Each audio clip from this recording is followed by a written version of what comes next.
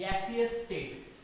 ठीक आहे, आधीच्या लेक्चरमध्ये आपण पाहिलं की बाबा मॅटर काय असतं, मॅटरचे तीन टाईप सॉलिड लिक्विड गॅस. त्यांच्यामध्ये मग पार्टिकल्सची अरेंजमेंट काय असते, त्यांचं व्हॉल्यूम फिक्स असतं का नसतं, शेप साईज, ठीक आहे, ह्या गोष्टी पाहिल्या, मास असतं की नसतं, ह्या सगळ्या गोष्टी पाहिल्या. त्याच्यानंतर आपण सॉलिड घेतलं. सॉलिडमध्ये पण पाहिलं की कोणते कोणते फोर्सेस असतात, इंटरमॉलिक्युलर फोर्सेस ऑफ अट्रॅक्शन असतं, इंटरमॉलिक्युलर फोर्सेस ऑफ रिपल्शन. त्याच्यानंतर त्यांचे type, dipole, induce dipole, hydrogen bonding, हे सगळ्या गोष्टी आपण बघितल्या. त्याच्यानंतर आता सॉलिड बघितलं. सॉलिडला आता काही काळासाठी ठेवून देऊ, कारण सॉलिडमध्ये जेवढं होतं ह्या चॅप्टरमध्ये, मॅटर चॅप्टरमध्ये तेवढ्या गोष्टी घेतल्या. सॉलिडबद्दल अजून माहिती आपल्याला 12वीचा फर्स्ट चॅप्टरमध्ये, जो आपण याच्यानंतर लगेच सुरू करणार आहोत, त्याच्यामध्ये बघूया. तर गॅसियस स्टेटमध्ये किंवा गॅसियस स्टेटमध्ये याच्यात बघूया. आता सॉलिड झालं, जेवढं झालं तेवढं झालं. पुढचं जे सॉलिडचं अजून डीप मधलं नॉलेज आहे ते पुढच्या चॅप्टरमध्ये बघू. आता गॅसियस स्टेट. गॅसियस स्टेटमध्ये आपल्याला काय काय पाहिजे, की गॅसेसमध्ये कोणत्या कोणत्या प्रॉपर्टीज असतात की ज्याच्यावरून आपल्याला म्हणजे नोटेबल प्रॉपर्टीज पाहिजेत गॅसेसच्या, जसं काय आहे नाही ते. त्याच्यानंतर आपण गॅसियस स्टेटमध्ये पाहूया की बाबा टेम्परेचर, प्रेशर, डेन्सिटी यांचा काय इफेक्ट होतो. या सगळ्या गोष्टी काय करू आता आपण गॅसेसमध्ये पाहू. यातला बराचसा पार्ट हा फिजिक्समध्ये सुद्धा तुम्हाला 11वी किंवा 12वीच्या सिलेबसमध्ये आहे. आता मला लक्षात नाही आठवत, पण कायनेटिक थेरी ऑफ गॅसेसमध्ये तुम्हाला ते शिकता येतं. अर्धा तरी याच्यातला अर्धा पोर्शन तरी शिकता येईल. ठीक आहे, तर आपण आज सुरू करू गॅसियस स्टेट. तर गॅसियस स्टेटमध्ये बघा, एक गोष्ट तुम्हाला लक्षात ठेवावं लागेल की कुठल्याही मॉलिक्यूलमध्ये एक फोर्स असतो, mutual attraction force. Mutual attraction force किंवा दुसरा एक फोर्स असतो बघा, तो म्हणजे एस्केपिंग फोर्स. Escaping force. ठीक आहे, चला. एस्केपिंग फोर्स म्हणजे एकमेकाला काय करतो, गॅसेस मॉलिक्यूल कुठल्याही मॉलिक्यूलला दूर नेत असतो. आणि म्युच्युअली अट्रॅक्शन फोर्स म्हणजे एकमेकाला जवळ आणतो. ठीक आहे, या दोन फोर्सच्या याच्यावर काय ठरतं की बाबा तो जो मॅटर आहे तो गॅसियस आहे, सॉलिड आहे, म्हणजे तो सॉलिड आहे, गॅसियस आहे किंवा लिक्विड आहे. आता बघा, एक प्रकारचं तुम्हाला सांगतो की गॅसियस स्टेटमध्ये जेव्हा म्युच्युअल अट्रॅक्शन फोर्स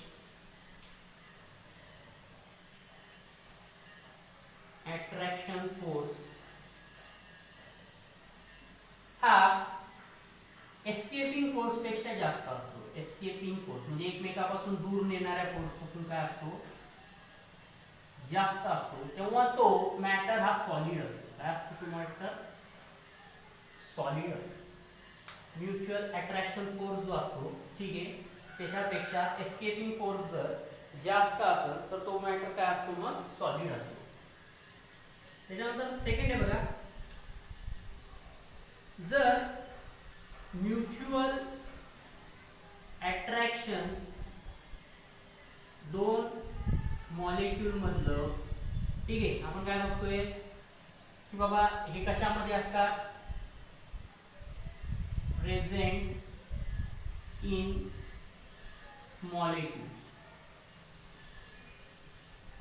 कुठल्याही मॉलिक्यूल्स मध्ये हे दोन फोर्सेस प्रेझेंट असतात. जेव्हा मॉलिक्यूल मध्ये म्युच्युअल अट्रॅक्शन फोर्स हा एस्केपिंग फोर्स पेक्षा जास्त असतो, तेव्हा तो मॅटर कसा असतो, म्हणजे सॉलिड असतो. तो मॉलिक्यूल किंवा मॅटर कसा असतो, सॉलिड असतो. मॉलिक्यूल मॉलिक्यूल कोणत्या फॉर्म मध्ये एक्झिस्ट करतो, सॉलिड. जेव्हा mutual attraction force is equal to escaping force, escaping force दोन्ही बरोबर असतात, तेव्हा तो असतो लिक्विड. तेव्हा तो मॉलिक्यूल काय असतो, लिक्विड फॉर्म मध्ये असतो. थर्ड आहे बघा, mutual attraction is less than escaping force. काय होतंय, मॉलिक्यूल एकमेकांपासून दूर जात आहे, जवळ येण्याचे जास्त चान्सेस नाहीये. अशा वेळी कोणती स्टेट असते, गॅसियस स्टेट, किंवा आपण त्याला सिंपली गॅस असं म्हणतो. तेव्हा तो कंपाऊंड कोणत्या फॉर्ममध्ये असतो, गॅस. क्लिअर आहे. चल की बाबा टेंडन्सीनुसार मॅटर करतं की बाबा जर एखाद्या मॉलिक्यूलमध्ये जवळ येण्याची जास्त टेंडन्सी असेल दूर जाण्यापेक्षा सॉलिड, जवळ येण्याच्या टेंडन्सी इतकीच काय दूर जाण्याची टेंडन्सी आहे लिक्विड, जवळ येण्याची टेंडन्सी ही दूर जाण्याच्या टेंडन्सीपेक्षा कमी आहे, ही कमी आहे, ही जास्त आहे, त्याच्यामुळे ते काय झाला, गॅस. बस, याच्या पलीकडं काहीच नाही. त्याच्यानंतर नेक्स्ट बघा की तुम्हाला एक विचारलं जातं की जनरली गॅसियस स्टेट कोणत्या स्टेट कधी आढळते. कारण तुम्हाला माहिती सॉलिड, लिक्विड, गॅस, गॅस मॅटरच्या स्टेटचे. त्याच्यात समजा तुम्हाला एखादा प्रश्न विचारला की बाबा नेमकी गॅसियस स्टेट ही कधी आढळते, जेव्हा मॅटरचं हाय टेम्परेचर आणि लो प्रेशर असतं, किंवा जेव्हा मॅटरचं हाय प्रेशर लो टेम्परेचर असतं, जेव्हा मॅटरचं लो प्रेशर लो टेम्परेचर असतं, जेव्हा मॅटरचं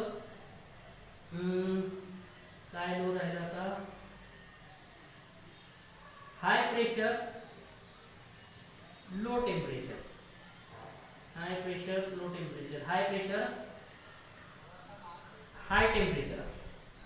ठीक, कोणत्या पद्धतीने high temperature low pressure, high pressure low temperature, low temperature low pressure, low temperature low pressure, किंवा हाय प्रेशर हाय टेम्परेचर.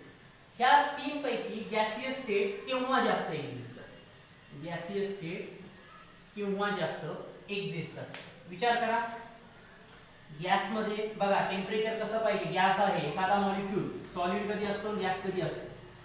समजा तुमच्याकडे आईस आहे, आईस आहे कॉमा तुमच्याकडे दुसरा आहे वेपर, वेपर कशाची, वॉटर वेपर. ठीक आहे, याच्यामध्ये मधली स्टेज येते बघा लिक्विड वॉटर, जे तुमचं पाणी समजा. ठीक आहे, त्याच्यामध्ये टेम्परेचर कोणाचं जास्त असतं, याचं किती असतं 0 डिग्री सेल्सिअस, याचं किती असतं 5 to 100 डिग्री सेल्सिअस पर्यंत असतं, आणि याचं किती असतं रे 100 डिग्री सेल्सिअस असतं वेपरचं. ठीक, तर जनरली वेपर किंवा ही फेज कोणती गॅसियस फेज, म्हणजे जनरली हाय टेम्परेचरवर काय असते, गॅसियस फेज असते. पुढे गेला हाय टेम्परेचर, पुढे हाय टेम्परेचर. बरं, लो प्रेशरवर काय राहणार बरं. समजा तुम्हाला मी एक गोष्ट सांगितली की आपण घरगुती गॅस वापरतो, तो काय असतो रे, तुम्हाला माहिती, जर तुम्ही ऑर्गॅनिक शिकला आहात तर तुम्हाला माहिती की ब्युटेन काय आहे, नॉर्मल रूम टेम्परेचरवर काय असतो ब्युटेन, हा गॅसियस फॉर्म मध्ये असतो. पण आपल्या सिलेंडर मध्ये जो ब्युटेन असतो तो काय असतो, लिक्विड असतो. कसं काय लिक्विड होऊन जातो तो, त्याला काय केलं जातं, हाय प्रेशर दिलं जातं. त्याला काय दिलं जातं, हाय प्रेशर दिलं जातं. काय दिलं जातं, हाय प्रेशर. म्हणजे जर एखाद्या गॅसला जर हाय प्रेशर दिलं तर त्याचं कशामध्ये कन्वर्जन होतं, लिक्विड मध्ये होतं. म्हणजे त्याला गॅसियस फेज मध्येच राहण्यासाठी आपल्याला काय करावं लागतं, त्याचं प्रेशर कसं ठेवायला पाहिजे, लो.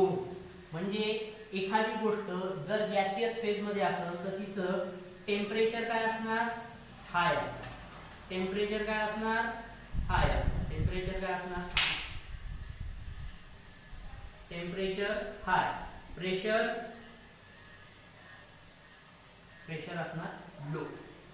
क्लिअर आहे. हाय टेम्परेचर आणि लो प्रेशर मध्ये काय असते, जनरली गॅसियस फेज एक्झिस्ट करते. ठीक, नेक्स्ट बघा, नेक्स्ट पॉइंट आहे आपला मेजरेबल प्रॉपर्टीज ऑफ गॅस. काय मेजरेबल प्रॉपर्टीज ऑफ गॅस. गॅसच्या अशा कोणत्या प्रॉपर्टीज आहे ज्या मेजर केल्या जाऊ शकतात, मोजल्या जाऊ शकतात.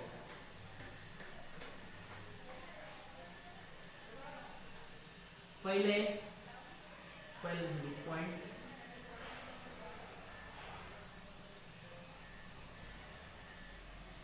रेबल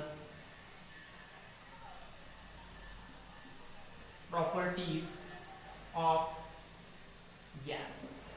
गॅसेसच्या कोणत्या कोणत्या, पहिली प्रॉपर्टी बघा मास. तशा 5 आहे, मास, व्हॉल्यूम, टेम्परेचर, डेन्सिटी आणि प्रेशर. ठीक आहे, ह्या 5 गोष्टी आहे ज्या गॅसेसच्या मोजल्या जाऊ शकतात. त्याची पहिली मास. तर समजा मास कसं मोजणार बरं एखाद्या गॅसचं, की एखाद्या गॅसमध्ये मास, समजा एखादं कंटेनर घेतलं तुम्ही, कंटेनर घेतलं, त्या कंटेनरमध्ये काहीच हवा नाही, याच्यात काय काहीच हवा नाही, आणि ह्या कंटेनरचं वजन आहे W1. नंतर ह्या कंटेनरमध्ये तुम्ही काय केलंय, एअर फील केली. आता काय केलंय त्याच्यामध्ये तुम्ही एअर फील केलं. आता ह्या कंटेनरमध्ये काय झालेलं आहे, गॅसचे मॉलिक्युल्स आले. ठीक आहे, आणि आता याचं वजन झालंय W2. तर मग गॅसचं वजन कसं काढणार बरं, गॅसचं वजन काढणार W2 मायनस W1, जे की तुमचं काय आहे, गॅसचं वजन आहे. क्लिअर आहे. ठीक आहे, जनरली गॅसचं वजन हे ग्राम मध्ये मोजतात, measure in gram. Generally mass of gases measured in gram. काय करतात म्हणजे जनरली मास ऑफ गॅस काय ग्राम. व्हाय बरं, का बरं, कारण तुम्हाला एक प्रॉपर्टी माहिती बघा. आपण काय करतो, गॅसची रिलेटेड एक प्रॉपर्टी आहे नंबर ऑफ मोल्स किंवा नुसतं मोल्स. मोल्स ही प्रॉपर्टी. मोल्सचा फॉर्म्युला काय, नंबर ऑफ मोल्सचा फॉर्म्युला काय मी तुम्हाला शिकवलेला आहे. काय, वेट ऑफ गॅस, कशाला पण लागू होतं, सॉलिड लिक्विड गॅसला, weight of gas divided by molar mass किंवा मॉलिक्युलर मास. याला काय म्हणतात, मॉलिक्युलर मास. पहिल्या चॅप्टर मध्ये झालेले आहे. आपण काय सांगितलं की 32 ग्राम समजा ऑक्सिजन घेतलं तर ऑक्सिजनचं मॉलिक्युलर मास पण किती येतं, 32. मग किती मोल झालं ते 1, नंबर ऑफ एन. ठीक आहे, 1 झालं. जर समजा क्लोरीन घेतलं, क्लोरीन किती घ्यावं लागेल तुम्हाला, 36.6, म्हणजे किती, हे त्याचं ग्राम घेतलं 36.6, आणि त्याचं मोलार मास हे पण किती येतं 1. समजा ऑक्सिजन तुम्ही घेतला 16, आणि तुमचं ऑक्सिजनचं मॉलिक्युलर मास किती आहे, O2. हे कशाचं आहे, O2. हे कशाचं आहे, Cl2 चं. O2 समजा तुम्ही किती घेतला, आता इथं 16, आणि इथं त्याचं मॉलिक्युलर मास तर फिक्स राहील किती, 32. म्हणजे किती येतं, किती ग्राम, 0.5 मोल येतं. क्लिअर आहे. 16 ग्राम घेतलं तर 0.5, 32 ग्राम घेतलं ऑक्सिजन तर 1. हे सगळे झालेले आहे तुमचं. ठीक आहे. तर मग सहसा काय करायचं, जेव्हा पण तुम्ही प्रॉब्लेम्स न्यूमेरिकल शोधल तर मास ऑफ गॅस कशामध्ये ठेवण्याचा प्रयत्न करायचा, युनिटमध्ये. कोणत्या युनिटमध्ये, ग्राम. कोणत्या युनिटमध्ये, ग्राम. क्लिअर आहे. बाकी काहीच नाही. नंबर ऑफ मोल्स लक्षात ठेवायचं की नंबर ऑफ मोल कसे काउंट करतात, कसे करतात, किती ग्राम तुम्हाला गॅस दिलाय भागीला त्या गॅसचं मॉलिक्युलर मास किती, त्या गॅसचं मॉलिक्युलर मास किती. मॉलिक्युलर मास प्रत्येक गॅसचं काय असतं, फिक्स असतं. ऑक्सिजनचं 32च राहील, ते किती असो काही असो. ठीक आहे, तसं. त्यानंतर नेक्स्ट आहे बघा मेजरेबल प्रॉपर्टी, ती म्हणजे व्हॉल्यूम. काय, व्हॉल्यूम. बरं, मी तुम्हाला आधी सांगितलं होतं की व्हॉल्यूम काय, की volume of gas is not fix. Volume of container is the volume of gas. काय म्हटलेलं आहे की गॅसचं व्हॉल्यूम हे फिक्स नाही.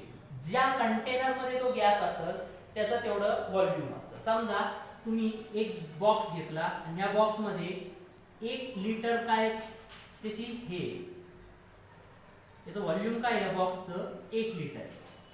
तर याच्यामध्ये जो गॅस असेल त्याचं पण व्हॉल्यूम किती राहील, 1. जेवढा त्याचा कंटेनरचा व्हॉल्यूम आहे तेवढंच ते काय राहील, गॅसचं व्हॉल्यूम आहे. समजा याच्यातला सगळा गॅस आपण एखाद्या रूम मध्ये ठेवला ज्याचं व्हॉल्यूम आहे समजा 1000 लिटर, याचं काय व्हॉल्यूम आहे, तर मग याच्यात जेवढे भी गॅस असेल तेवढा त्या रूम मधल्या गॅसचं पण व्हॉल्यूम काय राहील, 1000.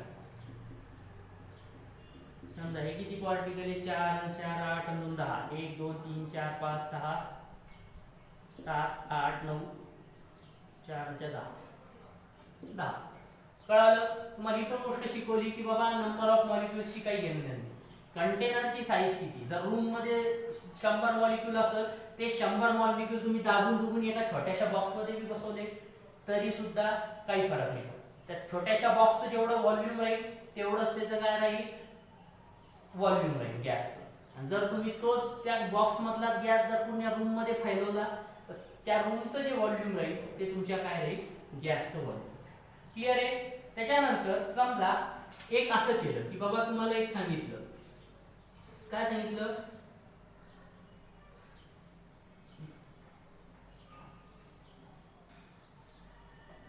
हा जो बॉक्स आहे ह्या बॉक्सचं व्हॉल्यूम आहे x आणि इथं थोडेसे आपण काय केलेले दगड ठेवले, ह्या दगडांचं व्हॉल्यूम आहे y आणि याच्या मधल्या ज्या भागात आहे याच्या मधल्या भागामध्ये समजा आपण काय केलंय Cl2 गॅस भरलेला आहे.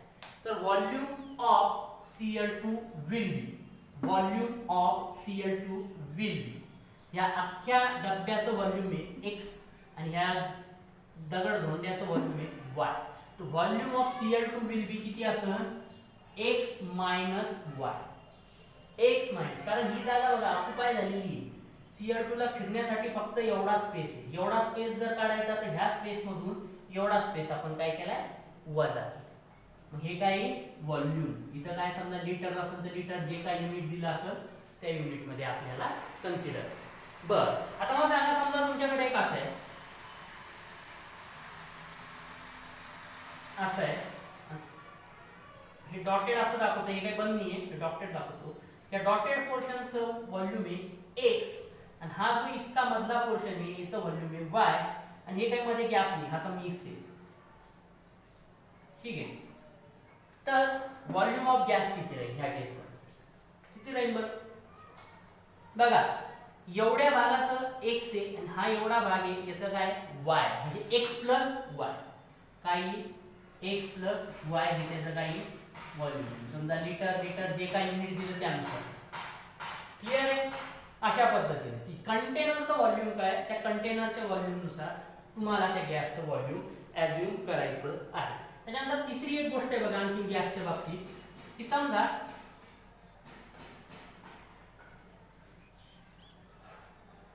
हा कंटेनर आहे, ह्या कंटेनर मध्ये H2 ठेवलाय, O2 ठेवलाय आणि N2 ठेवलाय. हे तिघांचं एकमेकाशी रिॲक्शन होतं. Non reacting gases like H2, O2, N2. ठीक आहे. या कंटेनर मध्ये काय केलेलं आहे आता आपण, ह्या कंटेनरचं समजा 10 लिटर काय व्हॉल्यूम, किती 10 लिटर त्याचं व्हॉल्यूम, आणि या कंटेनर मध्ये आपण काय केले, हे 3 गॅस ठेवले. तर मला सांगा प्रत्येकाचं व्हॉल्यूम किती. ऑप्शन ए आहे बघा 3.33 लिटर, ऑप्शन बी आहे बघा 5 लिटर आणि सी ऑप्शन आहे 10 लिटर. ठीक आहे. काय आन्सर आहे बघा 10 लिटर. का बरं 10 लिटर, कारण मी तुम्हाला सांगितलेले फरक नाही पडत त्याच्या आजूबाजूला काय, आपण जेव्हा डाल्टन्स लॉ बघू त्याच्यात तुम्हाला मी क्लिअर करून देईन. पण तुम्हाला जर असं सांगितलं की नॉन रिॲक्टिव्ह, सॉरी इथं नॉन आहे, नॉन रिॲक्टिव्ह गॅसेस कसे एकमेकांसोबत रिॲक्ट होते, रिॲक्ट केलं तर परत गेलुसॅक्स लॉ होईल, ते पुढे बघू आपण. ठीक. तर हे कळालं. 1/3 मी होणार, 10 लिटरचे 3 भाग मी करायचे 33. ठीक आहे. कारण काय आहे की ह्या गॅसला पूर्ण एवढ्या जागेत फिरता येतं, ह्या गॅसला पण पूर्ण एवढ्या जागेत फिरता येतं, ह्या गॅसला पण पूर्ण एवढ्या जागेत. म्हणजे तिघांचं व्हॉल्यूम किती आहे, 10 + 10 + 10, म्हणजे हे बघा 10 लिटर तर ऍक्च्युअल जागा आहे, पण यांचं तिघांचं व्हॉल्यूमची बेरीज केली तर किती होते, 30 लिटर होते. ठीक आहे.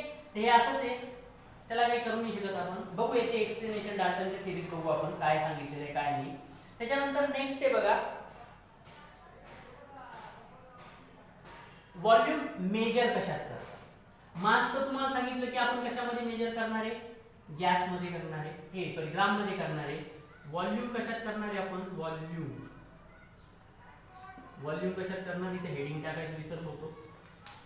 व्हॉल्यूम मेजर करताना खूप सारे युनिट आहे आणि तुम्हाला त्याचं कन्वर्जन पण दिलेलं आहे.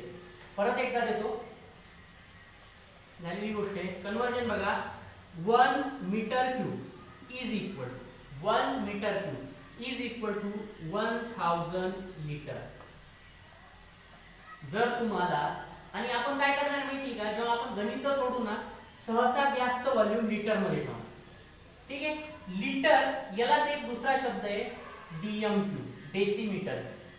काय लिटरला दुसरा शब्द काय, डेसिमीटर क्यूब. म्हणजे समजून घ्यायचं की लिटर आणि डीएम क्यूब काय सारखंच प्रमाण. ठीक आहे. एकाला घरचं नाव असतं, एकाला शाळेचं नाव सेमच असतं. विद्यार्थीचा सेम असतो पण त्याला घरचं काहीतरी सोनी मुनी म्हणते आणि बाहेर शाळेत काहीतरी एक्स वाय झेड असतं. तसं होतं. क्लिअर. त्याच्यानंतर 1 मीटर क्यूब म्हणजे काय, 1000 लिटर. 1 मीटर क्यूब म्हणजे 1000 लिटर. बरं, मला सांगा 1 लिटर म्हणजे किती.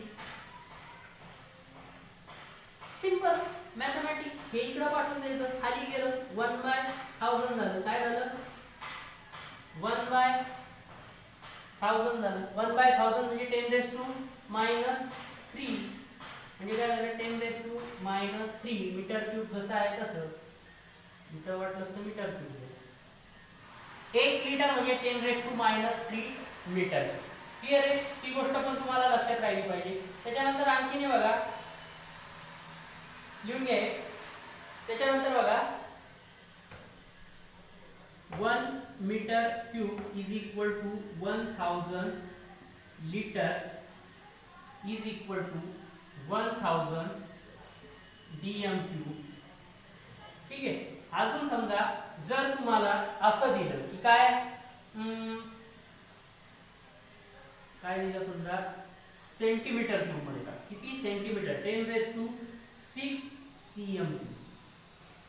10⁻⁶ cm क्यूब. कळलं. जर हे इकडे टाकलं तर परत तुम्हाला माहिती 10⁻⁻cm. 1 cm cube is equal to 10⁻⁻. ना हे इकडे पाठवायचं, त्याला इकडे ठेवायचं. इथं काही नाही राहिलं म्हणजे काय राहील, 1 cm cube is equal to 1/10⁶. याला वरती केलं तर काय होईल, 10⁻⁶ metre cube. cm cube 1 cm cube. याला इकडे दिलं, याला इकडे दिलं, त्याचं कन्वर्जन करता आलं पाहिजे. त्याच्यानंतर आणखीन एक बघा ml. कधी कधी काय होतं तुमचं ml मध्ये जर म्हटलं तर 10⁻⁻ माझ्या हिशोबानं क्यूब जर म्हटलं तर याला काय येईल, is equal to 10⁹ cube. 10⁹ cube. बर. त्याच्यानंतर बघा अजून एक रेडी रेफरन्स देतो. 1 litre is equal to 1 litre बरोबर 10⁻³ काय आले, लिटर क्यूब काढले आपण. त्याच्यानंतर बघा 1 लिटर म्हणजे किती सेंटीमीटर क्यूब. हे बघा 1000 लिटर इकडे काढतो वाटलं असतं. 1000 लिटर म्हणजे किती होतं, 1000 लिटर म्हणजे किती होतं, 1 मीटर. त्याच्यानंतर बघा इथं पण 1 मीटर क्यूब बरोबर किती सांगितलंय, 10⁻⁶ सेंटीमीटर. म्हणजे हे दोघं बरोबर आहे का, बघा लेफ्ट हँड साइड इक्वल आहे तर राईट हँड साइड त्याच्या इक्वल राहते. तेच करतोय 10⁻⁶ metre centimetre cube.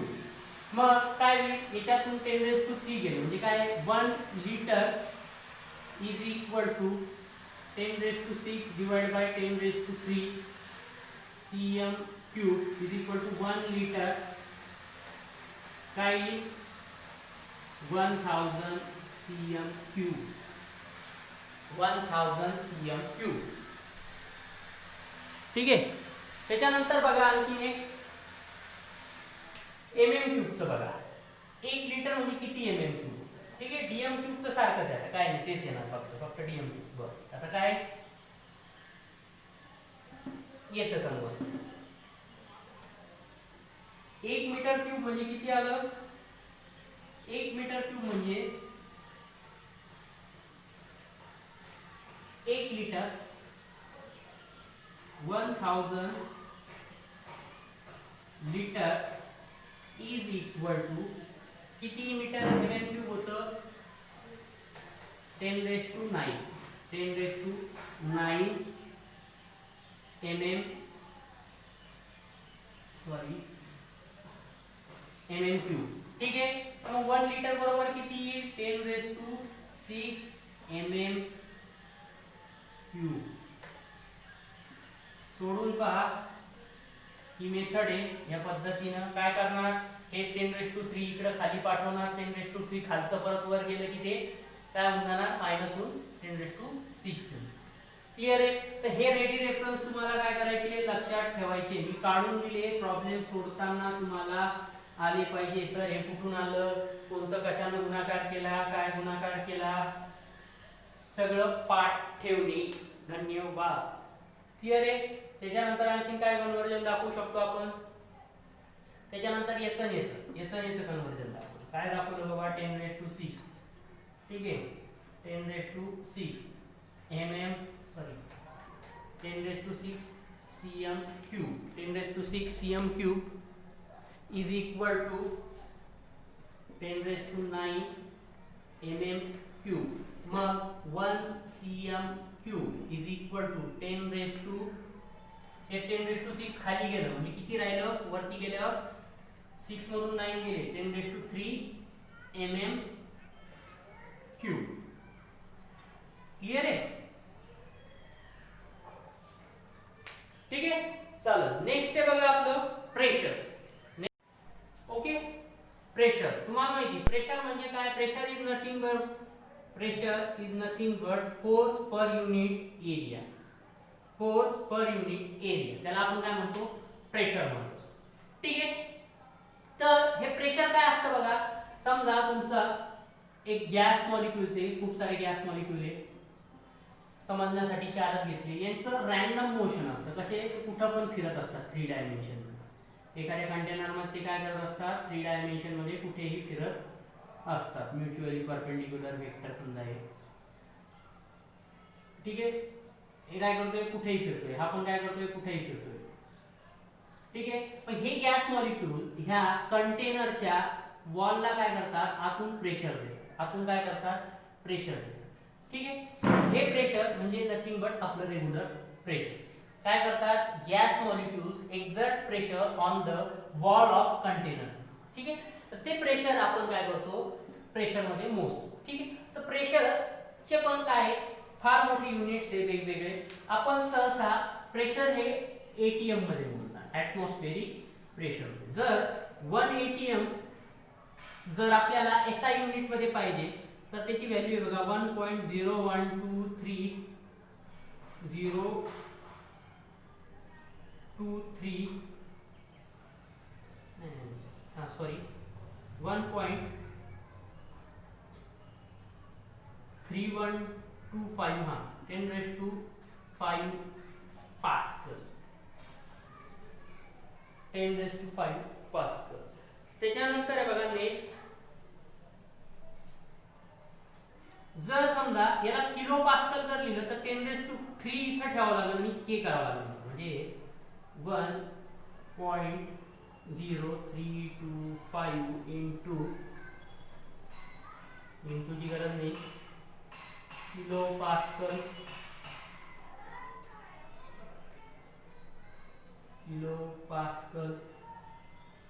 Okay kilo pascal. ठीक आहे. याला आपण आणखीन एक म्हणतो बघा 760 mm ऑफ Hg. कसं येते 760 mm ऑफ Hg सांगितलेलं आहे.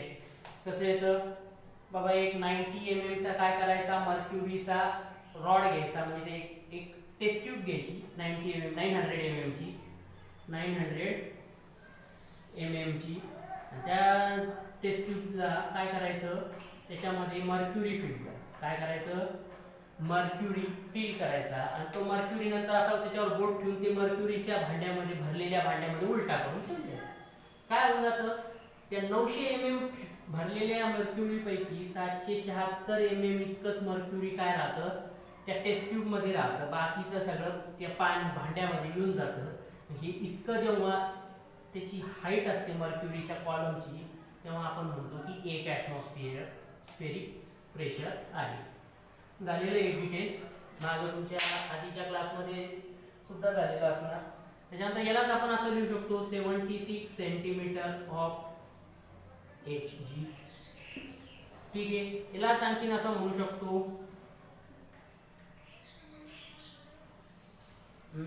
यालाच आपण काय म्हणू शकतो 1 atmosphere is equal to 1.01325 बार. ठीक आहे 1. त्याच्यानंतर आणखीन एक आहे बघा 760 टॉर्क. 760 mm ऑफ Hg च्या जागी काय म्हणतात त्याला टॉर्क. ह्या शब्दाच्या जागी काय म्हणतात टॉर्क म्हणून वापरतात. ठीक आहे, मग आपल्याला समजा उलट सुलट करायचं तर हे इकडे पाठवायचं हे इकडे पाठवायचं असं मॅथमॅटिकल ऑपरेशन करून तुम्ही व्हॅल्यूज काढू शकता. एक atmosphere is equal to how many bar 1.012300325 bar. Okay, त्याच्यानंतर नेक्स्ट आहे बघा डेन्सिटी ऑफ गॅस. नेक्स्ट काय density of gas. Density of gas 4th point आहे आपला डेन्सिटी. अजून कोणता राहिला टेम्परेचर. ठीक आहे, density of gas.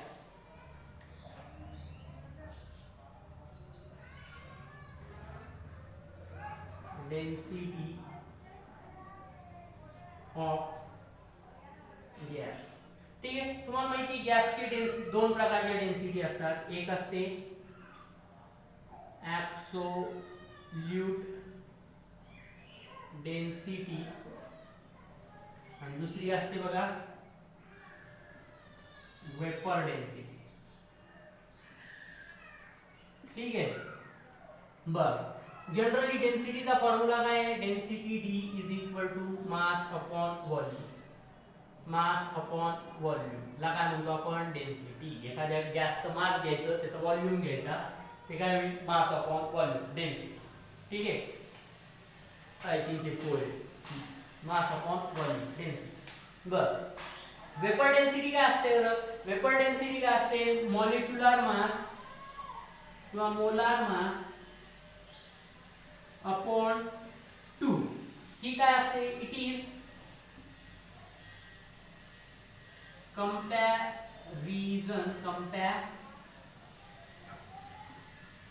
with H2. ही काय असते हायड्रोजनशी कंपेअर केलेली डेन्सिटी असते. हेन्स नो युनिट हायड्रोजनच्या डेन्सिटीशी आणि तुमच्या दिलेल्या गॅसची डेन्सिटी. समजा तुम्हाला गॅस दिला Cl2 आणि त्याची जी डेन्सिटी आली तिला 2 न भागितलं तर तुमची वेपर डेन्सिटी येऊन जाईल. ठीक आहे, 2 काऊन कारण हायड्रोजनचं मॉलिक्युलर मास किती येतं 2. ठीक आहे, तर हे काय आहे की बाबा डेन्सिटीला तुम्ही काय करता डेन्सिटीनं डिवाइड करतात. मग काय होणार डेन्सिटीचं युनिट असतं मीटर क्यूब आणि याचं पण युनिट असतं मीटर क्यूब kg/मीटर क्यूब सॉरी. ठीक आहे, मग हे काय होतं सगळं कॅन्सल होऊन जातं आणि त्याचं युनिट काय येतं नो युनिट. बरोबर. ठीक आहे, हे काय एवढं इम्पॉर्टंट नाही. त्याच्यानंतर ॲब्सोल्यूट डेन्सिटी. ॲब्सोल्यूट डेन्सिटी कशी काढता बरं. Absolute density Rm upon PT RT sorry PM upon RT या प्रकारामध्ये काय करतात डेन्सिटी काढतात. बरं मग सर हे काय काय आहे P काय P म्हणजे प्रेशर ऑफ गॅस. P म्हणजे काय प्रेशर ऑफ गॅस. बर M म्हणजे काय M is nothing but mass of gas. Mass of gas. बर T म्हणजे टेम्प ऑफ गॅस. बर R हा R आहे ना एक कॉन्स्टंट आहे बघा. जसा आपला ग्रॅव्हिटेशनलचा G होता त्याच्यानंतर आपण प्लँक्स कॉन्स्टंट पाहिला होता तसाच हा काय एक प्रकारचा कॉन्स्टंट आहे. याला म्हणतात युनिव्हर्सल गॅस कॉन्स्टंट. त्याची व्हॅल्यू असते बघा 0.8 0.821 आय थिंक काय हिंदी होतो 0.821 एटीएम लीटर एटमॉस्फेयर लीटर पर मोल केल्विन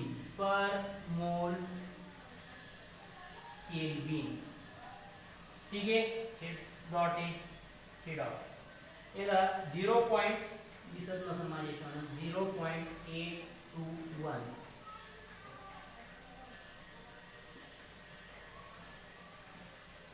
ठीक आहे 21 आहे चालेल बर आपण प्रेशर कशामध्ये मोजणार आहे म्हटलेले आपण या टॉपिक मध्ये सहसा ॲटमॉस्फियर बर गॅसचं मास ग्राम मध्ये ठीक आहे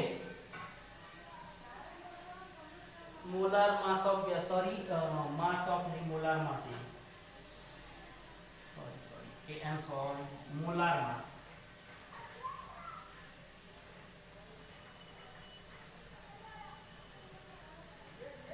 मोलार मास ऑफ गॅस ठीक आहे मोलार मास ऑफ गॅस मोजण्यासाठी आपल्याला काय करावं ग्राम मध्ये वापरावं लागेल टेम्परेचर केल्विन मध्ये टेम्परेचर काय करणार आपण केल्विन मध्ये युनिव्हर्सल गॅस लॉ ची ही व्हॅल्यू ठीक आहे या सगळ्या गोष्टी काय करा लक्षात ठेवा पाठ करा या गोष्टी आपल्याला काय करावं लागणार आहे याच्यामध्ये वापरावं लागणार कशामध्ये जेव्हा आपण प्रॉब्लेम सोडू तेव्हा या गोष्टी लागतील हे बेसिक आहे आज सगळं चालू आहे ते सगळं बेसिक चालू आहे ते बेसिक झाल्याच्या नंतर आपल्याला काय करावं लागणार आहे एक एक गोष्टी थोड्या डीप मध्ये शिकावं लागेल 4 प्रॉपर्टीज झाल्या पाचवी प्रॉपर्टी बघा पाचवी प्रॉपर्टी आहे temperature of gas temperature of gas ठीक आहे कळालं ऍब्सोल्यूट डेन्सिटी कशी काढतात Pm/RT RT काय युनिव्हर्सल गॅस कॉन्सन्ट्रेट हे सगळे इक्वेशन आपण कसे आले काय आले ते शिकणार आहोत सध्या पुरतं फक्त लक्षात ठेवा आधीच्या क्लासमध्ये मे बी झाले असेल तुम्हाला ठीक आहे त्यांची युनिट पण सांगितली आपण कशा कशामध्ये मोजणार आहे बरं टेम्परेचरचं एसआय युनिट काय आहे फॅरनहाइट नाही सेल्सिअस नाही मग टेम्परेचरचं एसआय युनिट केल्विन कसं काढतात टेम्परेचरचं काय एसआय युनिट केल्विन बरं बघू आपण बरं temperature of gas is nothing but kinetic energy of gas एखाद्या गॅस मध्ये जितकी कायनेटिक एनर्जी ना तितकंच त्याचं काय असतं टेम्परेचर जास्त असतं म्हणजे जे काय टेम्परेचर आहे ते त्याचं काय कायनेटिक एनर्जी ठीक आहे तुम्हाला कायनेटिक थेअरी ऑफ गॅसेस एक चॅप्टर आहे त्याच्यात रूट मीन स्क्वेअर वेलॉसिटी भरपूर गोष्टी ठीक आहे फिजिक्सचे सर शिकवण तुम्हाला टेम्परेचर काय असतं nothing but kinetic energy of gas म्हणजे जर तुम्ही एखाद्या गॅसची कायनेटिक एनर्जी वाढवली तर त्याचं काय आपोआप टेम्परेचर किंवा एखाद्या गॅसचं तुम्ही टेम्परेचर वाढवलं तर त्याची कायनेटिक एनर्जी ऑटोमॅटिक ठीक आहे बरं त्याच्यानंतर आणखी काय सांगता येईल की बाबा हे गॅस आपण टेम्परेचर जे बघणार आहोत ते केल्विन जर समजा तुम्हाला जर सेल्सिअस मध्ये दिलेले तुम्हाला टेम्परेचर कशामध्ये दिले सेल्सिअस मध्ये तर काय करणार त्याच्यात 273 ऍड करणार येणारं उत्तर तुमचं काय राहील केल्विन मध्ये राहील बरं कधी कधी एखादा फारच गुणी म्हणजे अति गुणी एक्झामिनर असतो त्याला तुमचं डीप नॉलेज चेक करायचं असतं तर तो काय करतो फॅरनहाइट मध्ये टेम्परेचर देतो तर फॅरनहाइट मध्ये जर दिलेलं असेल तर तुम्हाला एक रिलेशन लक्षात ठेवावं लागतं बघा ते म्हणजे C divided by 5 is equal to F minus 32/9 कधी कधी काय होतं टेम्परेचर तुम्हाला फॅरनहाइट मध्ये दिलेलं असतं तर त्याला सेल्सिअस मध्ये कन्वर्ट करावं लागतं मग त्या सेल्सिअस मध्ये 273 ऍड करावं लागतं कधी कधी तुम्हाला काय होतं प्रॉब्लेम देता मस्त तुम्ही गणित सॉल्व्ह करता आणि येणारं टेम्परेचर तुम्हाला विचारलेलं असतं फॅरनहाइट मध्ये ऑप्शन ए असतो जे तुमचं आलेलं ऍक्च्युअल टेम्परेचर असतं समजा तुमचं ऍक्च्युअल आन्सर आलं 300 मग तुम्हाला टेम्परेचर विचारलेलं असतं फॅरनहाइट मध्ये मग तुम्हाला काय करावं लागणार या सेल्सिअस मधून 300 म्हणजे 300 गेले 27 27 ला इथं टाकलं, 27 भागीला 5 बरोबर f मायनस 32 डिवाइड बाय 9. हे इकडं पाठवलं, गुणाकार 9 हे गेला कटला, ठीक आहे. 5 हे काय जे काय गुणाकार येईल ते तुमचं काही फॅरनहाइट मधलं टेम्परेचर. हे अशा एक एक स्टेप तुम्ही सोडून देता. तुम्ही मस्त लॉजिक लावता, सगळं गणित करता, सगळ्या गोष्टी करतात. सगळ्या गोष्टी केल्याच्या नंतर तुम्ही खालची अशी गोष्ट विसरून जा की बाबा तुम्हाला येणारं टेम्परेचर कशात विचारलं, फॅरनहाइट मध्ये. तुमचं आन्सर येतं केल्विन मध्ये, तुमचं आन्सर येऊन जातं केल्विन मध्ये. मग तुम्हाला परत त्याच्यातून 273 वजा करायचं, सेल्सिअस मध्ये आणायचं, सेल्सिअसला परत ह्या व्हॅल्यूला टाकायचं, सेल्सिअसच्या तिथं, बरोबर आहे. सेल्सिअसचं मग कॅल्क्युलेशन करायचं, मग आन्सर. क्लिअर आहे. त्या गोष्टी तुमच्या चुकल्या नाही पाहिजे. तुमच्याकडून सगळ्या गणिताच्या व्हॅल्यू करेक्ट येऊन जातात, टेम्परेचर तुम्ही करेक्ट करतात आणि शेवटच्या स्टेपला मारतात. त्याच्यामुळे हे झालेलं नाही पाहिजे. ह्या सगळ्या मेजरेबल प्रॉपर्टीज होत्या ज्यांचे आपल्याला काय रेडी रेफरन्स सुद्धा दिले की बाबा आपल्याला कोणती व्हॅल्यू प्रॉब्लेम मध्ये लागणार, कोणती नाही. फॅरनहाइट टू सेल्सिअस, केल्विनला याच्यात कन्वर्ट करायचं तर कसं करायचं, ठीक आहे. केल्विन दिलेलं असं आणि आपल्याला सेल्सिअस मध्ये कन्वर्ट करायचं असेल तर हे मायनस करायचं, हे इकडे पाठवून द्यायचं. हे फक्त केल्विन सेल्सिअस राहतं इकडं. Kelvin minus 273 is equal to Celsius, ठीक आहे. या सगळ्या गोष्टी आहे.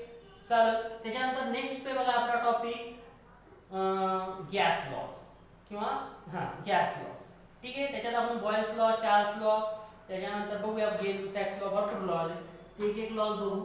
नेक्स्ट आपला टॉपिक राहील गॅस लॉज, ठीक आहे. गॅस लॉज बघूया.